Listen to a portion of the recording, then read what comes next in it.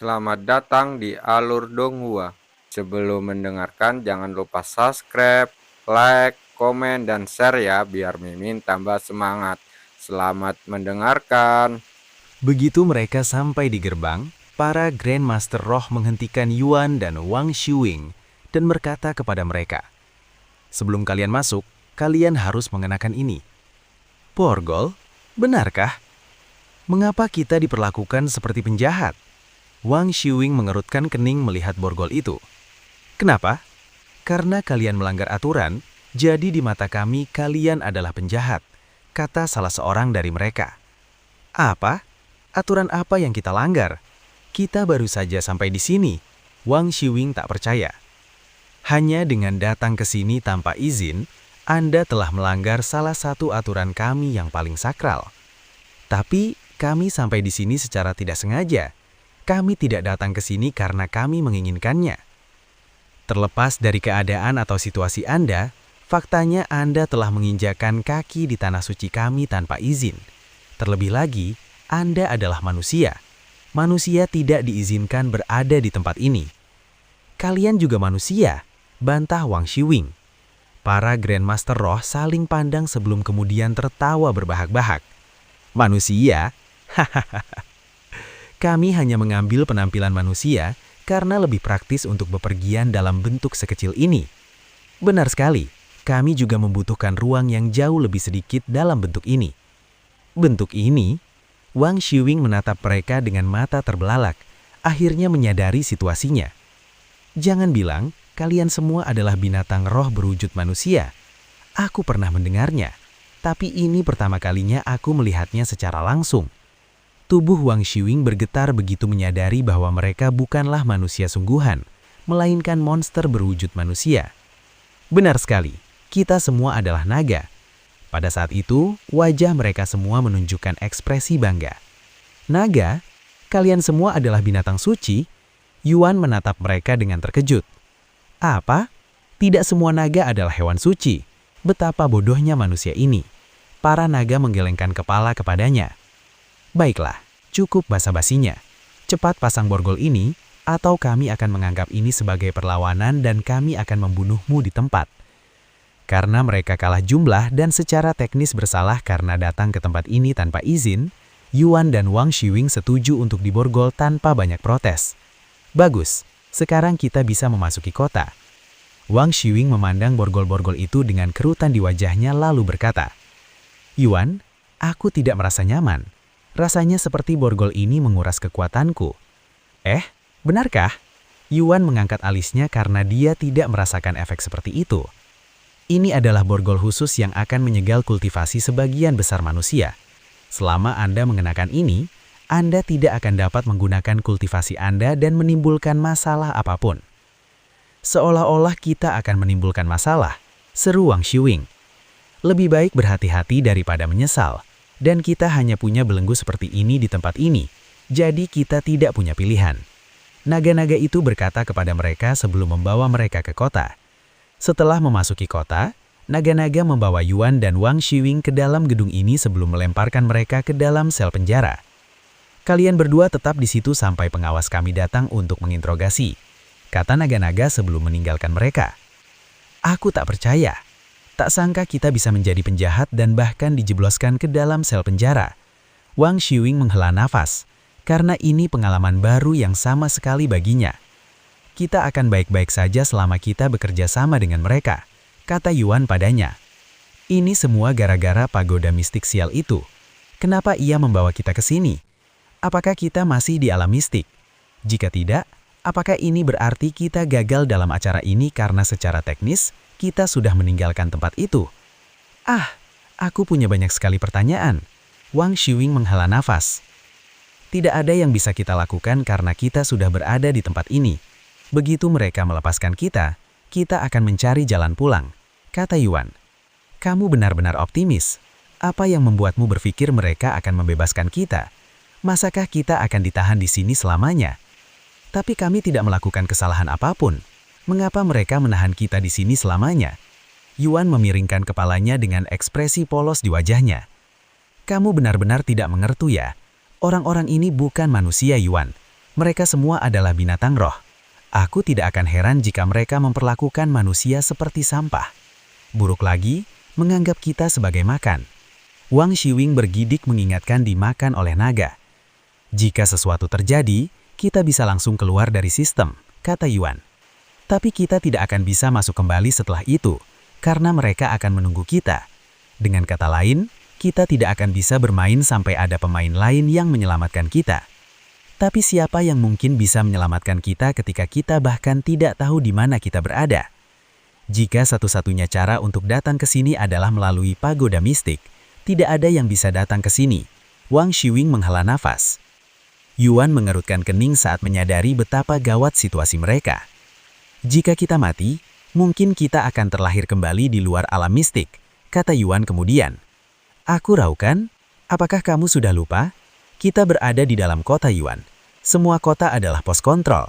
Jadi jika kamu mati, kamu akan muncul kembali di kota terakhir yang kamu kunjungi, kata Wang Xiwing. Oh, aku tidak tahu karena aku belum pernah mati sebelumnya. Dan aku juga tidak terlalu berinteraksi dengan pemain lain, kata Yuan.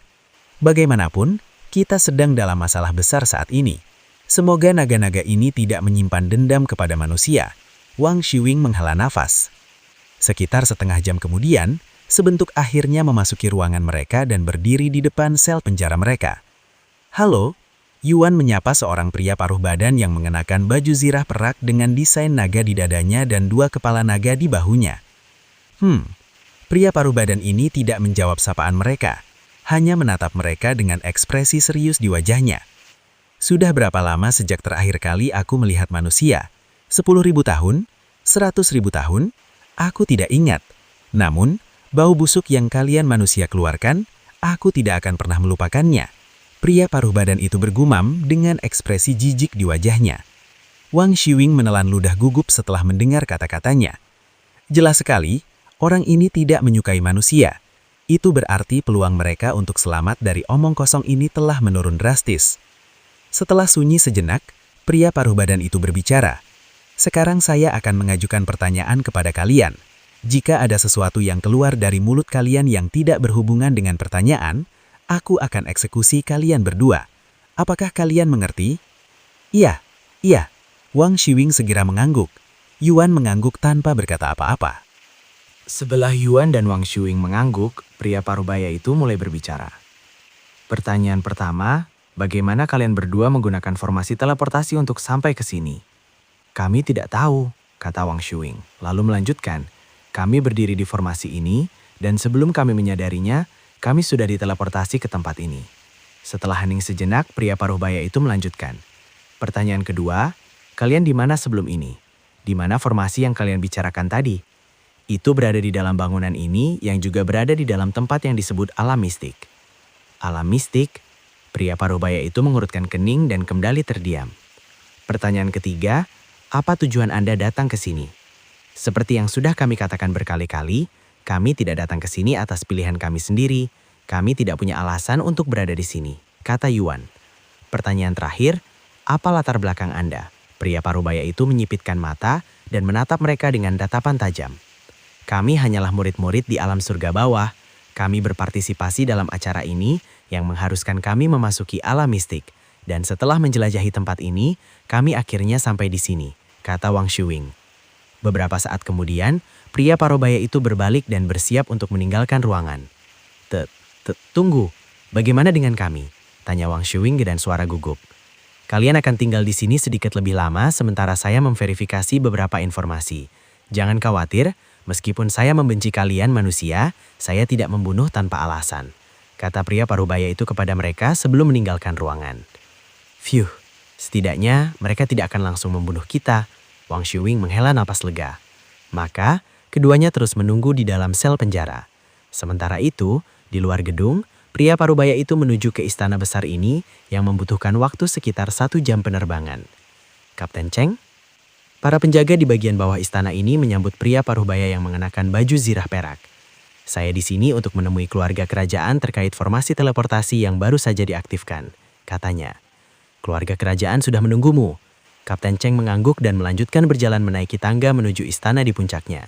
Meskipun dia dengan mudah bisa terbang ke sana, dia tidak berani melakukannya karena itu dianggap sebagai tanda ketidakpedulian dan penghinaan terhadap keluarga kerajaan yang tinggal di tempat itu. Beberapa waktu kemudian, Kapten Cheng memasuki istana yang seluruhnya terbuat dari sejenis material mirip giak putih, sehingga memberikan suasana yang sangat indah pada tempat tersebut.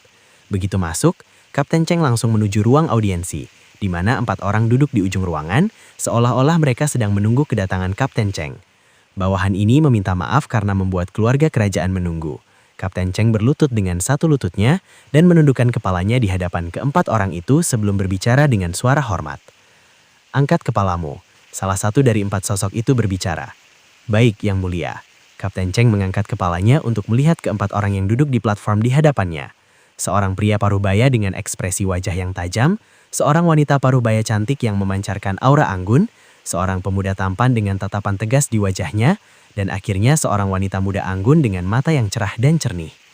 "Sekarang, ceritakanlah kepada kami tentang individu-individu yang berhasil mengaktifkan formasi teleportasi," kata pria parubaya yang mengenakan jubah megah yang layak dikenakan seorang kaisar. "Baik, Yang Mulia," jawab Kapten Cheng sebelum melanjutkan. "Menurut penyelidikan saya, kedua orang ini adalah manusia dari surga bawah, dan mereka secara tidak sengaja sampai di tempat ini." "Apa? Manusia dari surga bawah, dan mereka secara tidak sengaja sampai di tempat ini? Bagaimana mungkin? Seseorang tidak mungkin begitu saja secara tidak sengaja sampai di kota naga kuno kita yang telah terisolasi dari seluruh dunia selama jutaan tahun." Wanita parubaya itu berbicara dengan ekspresi tercengang di wajah cantiknya. "Mereka juga menyebutkan berasal dari alam mistik." Kapten Cheng tiba-tiba menambahkan. "Apa? Alam mistik? Kenapa kau tidak mengatakannya dulu? Dasar bodoh," kata wanita parubaya itu dengan cepat. "Alam mistik. Jadi sudah waktunya ya." Pria parubaya itu bergumam dengan ekspresi nostalgia di wajahnya. "Tapi kenapa ada 2 orang? Aku hanya mengharapkan 1 orang." "Kapten Cheng, saya ingin Kapten Cheng membawa kedua orang ini ke sini," kata pria parubaya itu. "Maafkan saya, Yang Mulia ingin saya membawa manusia ke sini, ke Istana Naga." Kapten Cheng menatap mereka dengan mata besar penuh keterjekutan, karena ia mengira manusia dilarang untuk menginjakan kaki di dalam Istana Naga. "Apakah saya harus mengulanginya lagi, Kapten Cheng?" Pria parubaya itu mengerutkan kening. "Tidak, bawahan ini akan segera membawa mereka ke sini. Mohon maaf." Kapten Cheng segera berdiri dan meninggalkan istana. Namun, ia tidak lupa memberi hormat kepada mereka sekali lagi sebelum pergi. "Mengapa ayah mengizinkan manusia menginjakan kaki di dalam Istana Naga Suci kita?" tanya pemuda yang duduk di sampingnya setelah Kapten Cheng meninggalkan tempat itu. "Ini adalah situasi rumit yang bahkan saya sendiri tidak sepenuhnya mengerti, dan ini juga merupakan wasiat anuleluhur kita." "Apa? Wasiat anuleluhur?" Pemuda dan gadis itu sangat terkejut setelah mendengar hal ini. "Kamu masih terlalu muda untuk mempelajarinya, jadi aku akan menunda penjelasannya untuk saat ini. Kamu mungkin akan memahaminya cepat atau lambat, sekarang setelah para tamu-tamu ini akhirnya datang," kata pria parubaya itu. "Akhirnya datang juga." Pemuda itu mengangkat alisnya, karena terdengar seperti mereka sudah lama menunggu kedatangan orang-orang ini. "Bukankah manusia-manusia ini datang ke sini secara tidak sengaja? Bagaimana mungkin mereka bisa memprediksi hal seperti ini? Aku penasaran seperti apa manusia-manusia ini. Ini adalah kali pertama aku melihat manusia." Gadis muda itu tiba-tiba berbicara dengan tatapan penuh harapan di matanya. "Kenapa kau begitu bersemangat? Mereka hanyalah manusia, makhluk rendahan dibandingkan kita para naga. Dari yang aku dengar, mereka semua lemah dan memiliki sifat-sifat yang buruk. Bahkan manusialah yang menyebabkan kita mengisolasi diri di dunia ini." Pemuda itu mencibir. "Namun, saya tetap ingin melihatnya sendiri," kata wanita muda itu. Setelah meninggalkan Istana Naga, Kapten Cheng kembali ke gedung di mana Yuan dan Wang Shuing ditahan. "Apakah manusia masih berada di dalam?" tanya Kapten Cheng kepada penjaga yang berdiri di luar. "Ya, Kapten. Tidak ada satupun yang masuk atau keluar dari tempat ini sejak kau pergi," jawab penjaga-penjaga. Bagus. Kapten Cheng masuk ke dalam beberapa saat kemudian dan melihat Yuan dan Wang Shuing duduk di sel penjara mereka dengan ekspresi bosan di wajah mereka. "Para penjaga, buka sel-selnya," kata Kapten Cheng kepada mereka. "Baik, Kapten." Para penjaga tidak bertanya dan langsung membuka pintu sel. "Apakah kita sudah bebas?" Wajah Wang Shuing langsung berseri-seri. "Tidak, kalian tidak bebas. Kalian ikut denganku sekarang," kata Kapten Cheng kepada mereka. "Oh." Wang Shuing menghela napas setelah mendengar itu dan kembali tampak murung. Setelah mereka berada di luar, Kapten Cheng membawa mereka berdua ke langit menggunakan manipulasi energi. "Kau? Seorang Raja Roh?" Yuan mengenali energi spiritualnya. Namun energi itu jauh lebih kuat daripada energi spiritual senior Nie dan bahkan Xiaohua. Jika ia harus menebak, orang ini berada di puncak tingkat Raja Roh. Kapten Cheng menatap Yuan dan berkata, "Kau bisa tahu? Lumayan untuk seseorang yang baru berada di alam Grandmaster Roh." Hanya, Wang Shuiying mengangkat alisnya. "Seberapa kuatkah orang-orang di sini sampai-sampai kau mengatakan Grandmaster Roh itu tidak penting?" "Hah, kau berasal dari surga bawah. Jadi Grandmaster Roh mungkin merupakan puncak kultivasi di sana dan dihormati oleh semua orang. Namun di dunia ini, Grandmaster Roh paling banter hanya layak menjadi pengawal." "Apa? Paling banter pengawal?"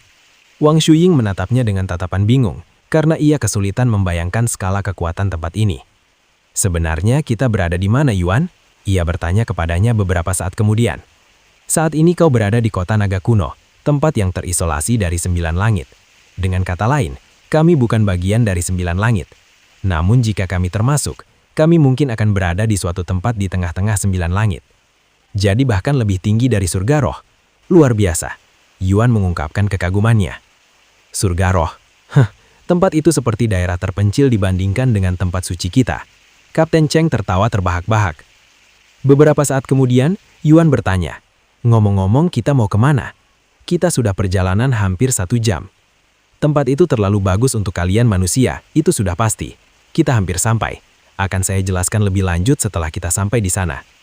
Beberapa menit kemudian, Kapten Cheng mulai turun dari langit. "Itu sebuah istana. Tempat yang indah sekali." Yuan mengungkapkan kekagumannya pada istana yang terbuat dari giak putih. "Sungguh tempat yang menakjubkan," gumam Wang Shuiying dengan ekspresi bingung di wajahnya. Setelah mendarat, Kapten Cheng berkata kepada mereka, "Ini adalah istana naga, tempat tinggal keluarga kerajaan." "Keluarga kerajaan?" Wang Shuiying menelan ludah dengan gugup. Orang-orang ini terdengar seperti tokoh-tokoh penting. Mengapa mereka dibawa ke sini? Untuk bertemu keluarga kerajaan? "Aku akan memperingatkan kalian sekarang, dan aku hanya akan memperingatkan kalian sekali saja. Jika kalian menunjukkan sedikit pun rasa tidak hormat atau permusuhan terhadap keluarga kerajaan, aku akan langsung membunuh kalian di tempat." Kapten Cheng memperingatkan mereka dengan tatapan tegas. "Apakah kalian berdua mengerti?" "Iya," mereka mengangguk cepat. "Bagus, kalau begitu ikuti saya." Kapten Cheng kemudian memimpin mereka ke tangga tempat para penjaga lainnya berjaga. "Wow, mereka semua benar-benar Grandmaster Roh," gumam Yuan dalam hati setelah melihat kultivasi mereka. Setelah menaiki tangga, Kapten Cheng membawa mereka ke ruang audiensi tempat keluarga kerajaan sudah duduk. Itu keluarga kerajaan. Mereka memiliki aura yang begitu kuat. Wang Shuiying bisa merasakan tekanan mencekik di sekujur tubuhnya hanya dengan melihat mereka. Berhenti di situ. Kapten Cheng tiba-tiba berkata kepada mereka, begitu mereka berada dalam jarak tertentu dari keluarga kerajaan. Yuan dan Wang Shuiying langsung berhenti berjalan. "Sambutlah keluarga kerajaan." Kapten Cheng melanjutkan. Halo." Keduanya menyapa keluarga kerajaan dengan canggung, karena mereka belum pernah bertemu keluarga kerajaan, apalagi menyapa mereka. "Lancang sekali. Mengapa kalian tidak berlutut di lantai saat menyambut keluarga kerajaan? Dan ada apa dengan salam itu? Apakah kalian ingin mati? Aku bahkan sudah memperingatkan kalian sebelum kita memasuki tempat ini." Kapten Cheng meraung kepada mereka, sebelum meraih pedang di sisinya dan mengangkatnya ke udara, seolah siap mencincang mereka menjadi keping-keping. "Ah, Yuan!" teriak Wang Shuiying dengan suara ketakutan. Yuan tanpa sadar merespon suara Wang Shuiying, dan ia segera memanggil Empyrean Overlord dan berdiri di antara Kapten Cheng dan Wang Shuiying, melindunginya dari Wang Shuiying. "Kau? Berani sekali kau mengarahkan senjata ke arahku. Hanya manusia biasa." Basis kultivasi Raja Roh Kapten Cheng meledak dari tubuh Yuan. Wang Shuiying muntah darah setelah merasakan kekuatan kultivasi Kapten Cheng yang luar biasa. Yuan pun tak jauh lebih baik, meskipun dengan talentanya, perbedaan antara Grandmaster Roh dan Raja Roh terlalu besar. Terlebih lagi, lawannya adalah seekor naga. Namun ia tidak akan hanya diam saja dan tidak melakukan apa-apa, sementara Wang Shuiying merasakan sakit. Namun sebelum ia benar-benar dapat melakukan apapun, pria paruh baja di tengah ruangan itu tiba-tiba berdiri dan berteriak dengan suara keras. "Berhenti!" Aura yang dahsyat, yang jauh lebih kuat dari aura Kapten Cheng tiba-tiba memenuhi tempat itu, namun tidak melukai Yuan atau Wang Shuiying. Melainkan, ia menetralkan aura Kapten Cheng. Kapten Cheng segera mengurangi tekanannya setelah mendengar perkataan pria paruh baja itu. "Siapa yang menyuruh kamu memperlakukan tamu sekasar itu, Kapten Cheng? Jika kau melukai mereka, atau lebih parah, membunuh mereka, hukuman mati menjadi masalah terkecilmu. seru pria paruh baja itu mengejutkannya. Bawahan ini bersalah. Kapten Cheng segera berlutut di tanah dan meminta maaf. Namun pria paruh baja itu mengabaikannya dan mendekati Yuan dan Wang Shuying. Tenang saja para tamu, situasi tadi agak luar kendali dan itu bukanlah niat kami, kata pria paruh baja itu kepada Yuan dengan senyum ramah di wajahnya. Meskipun pria paruh baja itu ramah, Yuan tetap waspada, menjaga Empyrean Overlord dalam genggamannya. Kapten Cheng, enyahlah dari pandangan kami. Pria paruh baja itu menoleh ke arahnya. Tapi, aku tidak bisa meninggalkan kedua orang ini di sini tanpa pengawasan. Apakah kamu pikir kita benar-benar membutuhkan pengawasan untuk mereka? Pria paruh baja itu menyipitkan matanya. Bawahan ini mengajukan pertanyaan bodoh. Mohon maaf, kata Kapten Cheng sebelum meninggalkan ruangan dengan wajah memerah. Setelah Kapten Cheng meninggalkan tempat kejadian, pria parubaya itu kembali memperhatikan Yuan dan berkata, "Saya Shi Xingmo, juga dikenal sebagai Kaisar Naga, penguasa kota naga kuno. Di belakang saya adalah keluarga kerajaan saya." Wanita parubaya itu mengangguk dan berkata, "Saya Shi Mingze, juga dikenal sebagai permaisuri naga." "Pangeran Naga Shimurogung," kata pemuda tampan itu dengan nada bangga. "Halo, saya Shi Meiri, anak bungsu. Saya selalu ingin bertemu manusia." Gadis muda yang anggun itu berbicara dengan senyum cerah di wajahnya, memuji matanya yang bersinar. Yuan merasa anehnya tenang setelah perkenalan dari Shi Meili, dan dia menurunkan pedangnya. Lalu dia menoleh ke arah Wang Shuying dan bertanya, "Apakah kamu baik-baik saja?" "Iya, aku baik-baik saja. Aku pernah mengalami rasa sakit yang lebih parah saat mengobati diriku sendiri dengan obatku sendiri." Dia mengangguk setelah menyekap darah dari bibirnya. "Sini, biar kubantu kau lepaskan borgol ini." Kaisar Naga menjentikan jarinya menyebabkan borgol itu terbuka dan jatuh ke tanah. Setelah situasi mereda, Kaisar Naga kembali ke tempat duduknya dan berkata kepada mereka, "Aku telah mendengar situasinya dari Kapten Cheng. Kalian berdua tiba di sini secara tidak sengaja setelah memungkinkan formasi di alam mistik, benar?" "Benar," Yuan mengangguk. Setelah duduk di sana dalam keheningan dengan wajah termenung, Kaisar Naga berkata, "Ikutlah denganku. Aku ingin memastikan sesuatu. Apakah ini semua hanya kebetulan besar atau kaulah orangnya?" "Mengkonfirmasi apa?" Yuan mengangkat alisnya. Kaisar Naga berdiri dan berkata, "Nenek moyang kita memiliki ramalan bahwa suatu hari nanti, seorang manusia akan tiba di kota naga kuno kita dan menyelesaikan ritual itu." "Ritual?" Wang Shuying dan Yuan saling memandang. Ini terdengar berbahaya dengan caranya sendiri. "Ikutlah denganku, aku akan menunjukkannya padamu," kata Kaisar Naga sambil berjalan keluar ruangan. Yuan dan Wang Shuying mengikutinya. Bukannya mereka benar-benar punya pilihan sejak awal. "Hei, kenapa kamu memakai masker?" Putri Naga Shi Meili tiba-tiba muncul di samping Yuan dan bertanya kepadanya dengan tatapan penasaran di wajah cantiknya. "Oh, aku punya alasan. Tapi jika kau ingin aku melepasnya, aku tidak keberatan, karena alasan itu tidak berlaku di tempat ini," kata Yuan. "Aku ingin melihat wajahmu jika kau tidak keberatan," kata Shi Meili. Yuan mengangguk dan melepas masker di wajahnya, memperlihatkan kepada mereka wajahnya yang tampan dan muda. "Cukup bagus kan?" "Ya, kau terlihat jauh lebih baik dari yang kubayangkan," Shi Meili terkekeh. "Aku anggap itu sebagai pujian," Yuan senyum. "Seperti apa dunia luar sana? Apakah ada banyak manusia di sana?" tanya Shi Meili kemudian.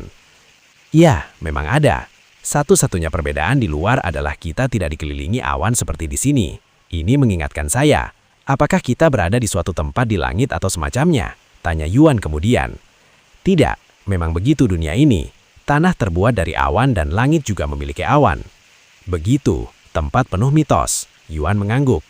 Beberapa waktu kemudian, mereka tiba di lokasi ritual yang terletak beberapa mil di belakang Istana Naga. Tempat ritualnya itu sendiri sebenarnya tidak terlalu istimewa. Ada 9 patung naga disusun melingkar, dan di tengah lingkaran itu ada bola kristal berbentuk kepala naga. "Apa yang harus kita lakukan di sini?" tanya Yuan kepada mereka. "Apakah kau melihat bola kristal di tengah itu?" tanya Kaisar Naga, dan ia melanjutkan tanpa menunggu jawaban. "Itu adalah kristal takdir. Jika kau meneteskan darahmu ke atasnya, kristal takdir akan mengevaluasi bakatmu, dan patung naga akan memancarkan pilar cahaya yang sesuai dengan bakatmu. Jika kalian bisa membuat 9 patung naga memancarkan pilar cahaya, harta karun akan terungkap. Harta karun ini ditinggalkan oleh leluhur kita, dan kita telah berusaha mendapatkannya selama jutaan tahun. Namun kita belum pernah berhasil memancarkan ke-9 pilar cahaya, paling banyak hanya 7. Nah, disinilah ramalan mereka berperan. Mereka mengatakan bahwa suatu hari nanti, seorang manusia akan tiba di kota naga kuno kita dan melepaskan ke-9 pilar cahaya. Seolah-olah manusia biasa bisa memiliki lebih banyak bakat daripada kami para naga. Pangeran Naga tiba-tiba mendengus. Lalu dia menatap Yuan dan berkata, "Agar kau tahu, aku telah berhasil melepaskan 7 pilar cahaya, dan aku diakui sebagai salah satu naga yang paling berbakat sejak zaman leluhur kita. Jika kau bisa melepaskan lebih banyak pilar cahaya daripada yang aku lakukan, aku akan menundukkan kepala dan memanggil kau bos." Aku kehilangan kata-kata. Dengan begitu, aku juga berhasil melepaskan 7 pilar cahaya, kata Shimeili sebeberapa saat kemudian. Sekarang siapa di antara kalian yang ingin maju pertama? Ramalan itu hanya menyebutkan satu manusia, jadi aku tidak menyangka akan ada 2, kata Kaisar Naga. Lalu Yuan berkata, "Jika kami membantumu dalam ritual ini, maukah kau membantu kami kembali ke tempat kita sendiri?" Maksudnya kembali ke alam mistik. Itu akan sedikit rumit, karena sudah begitu lama sejak siapapun meninggalkan dunia ini. Tapi kami akan mencoba membantu Anda sebaik mungkin. Aku mengerti, Yuan mengangguk. Lalu dia menoleh ke arah Wang Shuying dan bertanya, "Apakah kamu mau duluan?" "Iya," Wang Shuying langsung mengangguk. "Baiklah, kalau begitu nona muda ini akan maju pertama." Kaisar Naga mengangguk kepada Wang Shuying. Wang Shuying kemudian mendekati bola kristal yang berada di tengah formasi itu. "Aku hanya perlu meneteskan sedikit darahku ke bola kristal ini kan?" tanya Wang Shuying untuk memastikan. "Benar. Kau boleh menggunakan belatih di samping kristal takdir untuk mengeluarkan darahmu. Hanya beberapa tetes saja sudah cukup," Kaisar Naga mengangguk. Wang Shuying meragam belatih keren dengan desain naga di gagangnya dan membuat lubang kecil di ujung jarinya. Kemudian, dia meneteskan beberapa tetes darah ke bola kristal itu. Bola kristal itu langsung menyerap darahnya dan mulai memancarkan cahaya keemasan yang lembut. Beberapa saat kemudian, salah satu patung naga memancarkan aura keemasan sebelum lesap ke langit. Beberapa saat kemudian, patung naga kedua memancarkan pilar cahaya keemasan ke langit. Kemudian, pilar cahaya ketiga muncul di langit sehingga dapat dilihat oleh seluruh penduduk kota. Ada seseorang yang ikut serta dalam ritual kebangkitan naga. Siapakah dia? Warga kota menghentikan semua aktivitas mereka untuk menyaksikan ritual itu seperti yang selalu mereka lakukan. Namun, ritual tersebut berakhir lebih cepat dari yang diperkirakan orang-orang, karena pilar-pilar cahaya telah berhenti di angka 3. Hahaha, sampah mana yang ikut serta dalam ritual itu? 3 pilar cahaya, itu menyedihkan. Kapan terakhir kali seseorang hanya merilis 3 pilar? Aku tidak ingat. Orang-orang yang menyaksikan ritual itu dari jauh tertawa berbahak-bahak ketika melihat hasilnya. Sementara itu, di lokasi ritual, si Murong menepuk pahanya dan tertawa berbahak-bahak. 3, hahaha, lucu sekali. Kurasa kau bukan orangnya. Kaisar Naga menggelengkan kepalanya ke arah Wang Shuying. Ia membalas dengan ekspresi agak malu di wajahnya. "Jangan khawatir, nona muda. Melepaskan 3 pilar cahaya sebenarnya sangat bagus untuk seseorang dari surga bawah. Anda seharusnya bangga pada diri sendiri." Shimeili mendekati Wang Shuying untuk menghiburnya. "Terima kasih, Putri Naga," kata Wang Shuying sambil bersenyum tipis. "Aku serius, nona muda. Melepaskan 3 pilar cahaya adalah prestasi luar biasa bagi manusia. Ritual kebangkitan naga ini ditujukan untuk naga. Jika manusia lain di surga bawah melakukan ritual ini, mereka mungkin bahkan tidak mampu melepaskan 1 pilar pun." Shimeili meyakinkannya bahwa itu bukanlah sesuatu yang perlu dipermalukan. "Kalau kau mengatakannya seperti itu," senyum di wajah Wang Shuying menjadi kurang kaku dan lebih tulus. "Anak muda, sekarang giliranmu." Kaisar Naga menatap Yuan. Karena Wang Shuying gagal, sangat mungkin Yuan adalah orang yang disebutkan dalam ramalan tersebut. Tetapi ada juga kemungkinan bahwa keduanya tidak ada hubungannya dengan ramalan itu, dan bahwa mereka benar-benar tiba di tempat ini secara tidak sengaja. Beberapa saat kemudian, Yuan mendekati bola kristal yang berbentuk seperti kepala naga dan menarik napas dalam-dalam. Lalu dia meneteskan sedikit darahnya ke atasnya. Begitu bola kristal itu menyerap darahnya, bola itu langsung mulai bercahaya keemasan dan memancarkan cahaya yang jauh lebih berwarna daripada percobaan Wang Shuying. Beberapa detik kemudian, pilar cahaya pertama dilepaskan, menembus lurus ke langit. Pilar kedua muncul beberapa detik kemudian, begitu pula pilar ketiga dan keempat. "Lihat, ada orang lain yang ikut serta dalam ritual kebangkitan naga. 4 pilar. Setidaknya orang ini sudah lebih baik daripada yang sebelumnya. Memperoleh 3 pilar akan menjamin mereka mencapai Grandmaster Ruh. 4 pilar berarti mereka memiliki bakat untuk mencapai Tuan Roh. Beberapa detik kemudian, pilar kelima muncul. 5 pilar. Orang ini setidaknya akan mencapai Raja Roh. Lumayan. 6 pilar. Seseorang berhasil mendapatkan 6 pilar. Orang ini tanpa diragukan lagi adalah seorang jenius. Gelar Kaisar Roh dijamin untuk orang ini selama dia hidup cukup lama. Astaga, 7 pilar. Orang ini berhasil mendapatkan 7 pilar.